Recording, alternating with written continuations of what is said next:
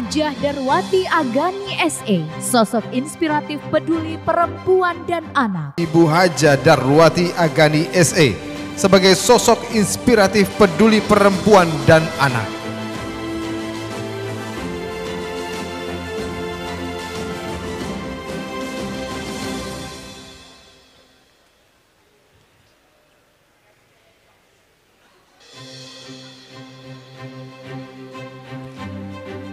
Penghargaan ini diberikan kepada Ibu Hajah Darwati Agani SE sebagai sosok inspiratif peduli perempuan dan anak. Hadirin berbahagia, kontribusi beliau dalam membangun Aceh dalam sisi kepedulian terhadap perempuan dan anak juga luar biasa, diapresiasi.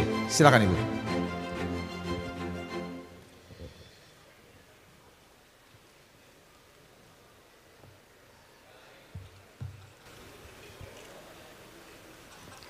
Bismillahirrahmanirrahim.